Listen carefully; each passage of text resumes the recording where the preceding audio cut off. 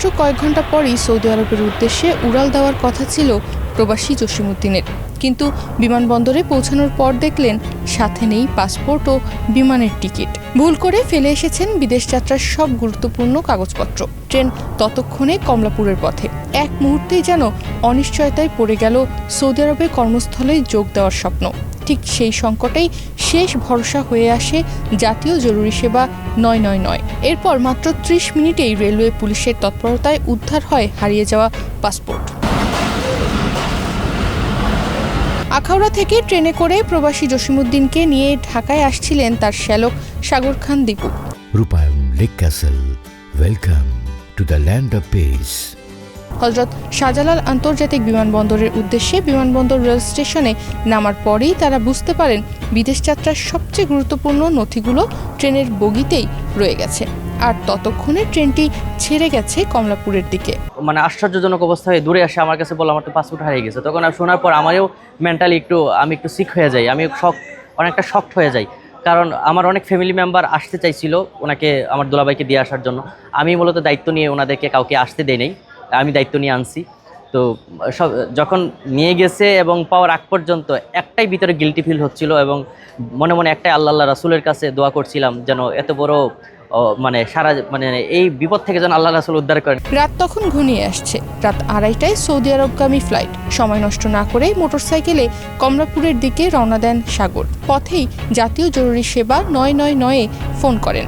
একটি ফোন কলের পরেই শুরু হয় রেলওয়ে পুলিশের দ্রুত অভিযান। ৯৯৯ থেকে বার্তা পাওয়ার সঙ্গে সঙ্গে তৎপর হয়ে ওঠে ঢাকা রেলওয়ে থানা পুলিশ।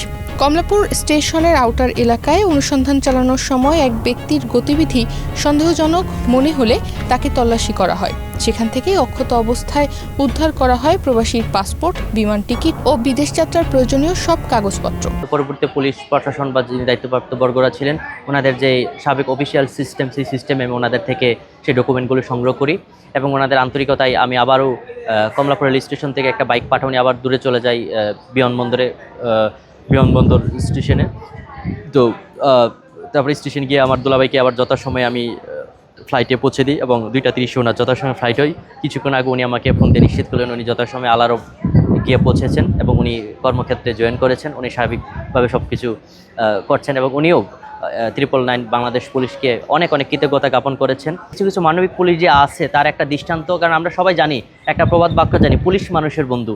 তো আমার এই ঘটনার মাধ্যমে যে পুলিশ যে মানুষের বন্ধু এটা আবার প্রমাণ হলো। ৯৯৯-এ ফোন আসার মাত্র ৩০ মিনিটের মধ্যেই উদ্ধার করা হয় হারানো পাসপোর্ট।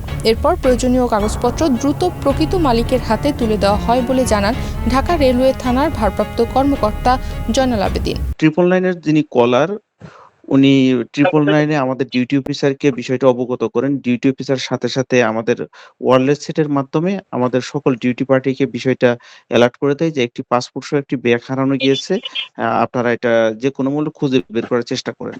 তখন আমার ডিউটি অফিসারও প্ল্যাটফর্মে যায় এবং আমাদের অন্যান্য টিম যারা আছে তাদেরকে নিয়ে এটা বিভিন্ন জায়গায় সার্চ করে। তো এক পর্যায়ে একটা টোকাইয়ের কাছে একটা ব্যাগ খুঁজে পায়।